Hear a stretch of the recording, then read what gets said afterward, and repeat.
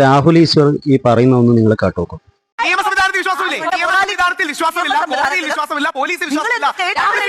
48 വർഷം മുമ്പ് എന്നെ മീറ്റു ചെയ്തു ഒരു സ്ത്രീ പറഞ്ഞാൽ പുരുഷൻ ജീവിതകാലം മുഴുവൻ റേപ്പിസ്റ്റ് എന്ന ചാപ്പയോടെ ജീവിക്കണോ? അയാൾ എങ്ങനെ ഡിസ്പ്രൂവ് ചെയ്തത്?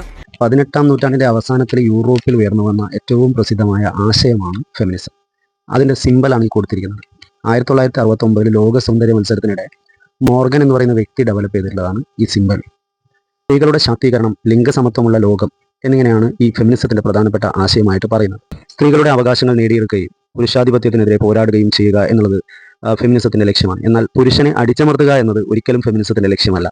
സ്ത്രീ മാത്രമാണ് സത്യം എന്നുള്ളതും ഫെമിനിസത്തിന്റെ ലക്ഷ്യമല്ല. സ്ത്രീകളുടെ അവകാശങ്ങളും സ്ത്രീകളുടെക്കെതിരെ നടക്കുന്ന പ്രവർത്തനങ്ങളൊക്കെ തടയുക എന്നുള്ളതാണ് ഇതിന്റെ ലക്ഷ്യം. കേരളത്തിൽ ഇന്ന് നടന്നുകൊണ്ടിരിക്കുന്നത് ഇപ്പോൾ ശംജിത കേസുമായി ബന്ധപ്പെട്ടുകൊണ്ട് സ്ത്രീപക്ഷവാദികൾ എന്തൊക്കെയാണ് പറഞ്ഞുകൂട്ടുന്നതെന്ന് നമ്മൾ കേട്ടിട്ടുണ്ട്.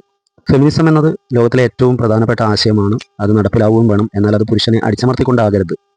കേരളത്തിലെ ഫെമിനിസ്റ്റുകൾ ചിന്തിക്കുന്നത്, എല്ലാ ഫെമിനിസ്റ്റുകളല്ല, ഒരുപക്ഷം 90% ഫെമിനിസം അറിഞ്ഞുകൊണ്ട് പ്രവർത്തിക്കുന്നതാണ്. എന്നാൽ ഒരു 10% ഫെയിമിനും പ്രശസ്തിക്കും വേണ്ടിയിട്ട് മാത്രമാണ് ഈ ആശയത്തെ മുന്നോട്ട് കൊണ്ടുപോകുന്നത്.